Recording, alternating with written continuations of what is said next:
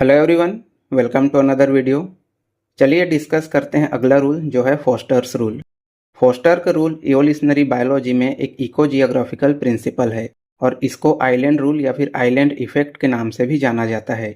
यह रूल क्या कहता है कि कोई स्पीसीज अगर किसी आइसोलेटेड एनवायरनमेंट में है तो उस एनवायरनमेंट में मौजूद रिसोर्सेज के आधार पर उस स्पीसीज का साइज छोटा या फिर बड़ा हो सकता है। यानी कि अगर कोई स्पीसीज मेनलैंड में है और वही सेम स्पीसीज किसी आइसोलेटेड आइलैंड में भी है तो दोनों के साइज में काफ़ी डिफरेंस देखने को मिलता है। अब ये रूल जो है यह मेनली दो तरीकों से अपीयर हो सकता है। पहला है इंसुलर ड्वार्फिज्म और दूसरा है इंसुलर जाइगेंटिज्म। अगर हम इंसुलर ड्वार्फिज्म की बात करें तो मेनलैंड में रहने वाला कोई बड़ा एनिमल अगर किसी आइलैंड में आइसोलेट हो जाता है तो उसका बॉडी साइज धीरे धीरे डिक्रीज होने लगता है। इसका सबसे अच्छा एग्जाम्पल है मेडिटेरेनियन के एलिफेंट्स।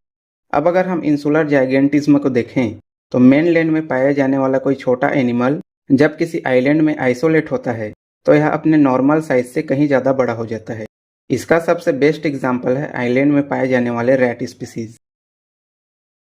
अब यहाँ पर आप इमेज में इंसुलर जाइगेंटिज्म और इंसुलर ड्वार्फिज्म को देख सकते हैं जो हमने अभी डिस्कस किया।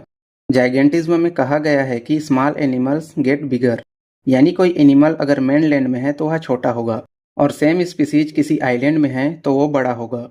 ड्वार्फिज्म में बताया गया है कि लार्जर एनिमल्स गेट स्मॉलर, यानी कि मेनलैंड में रहने वाला एनिमल अगर बड़ा है तो सेम स्पीसीज का साइज आइलैंड में छोटा होगा।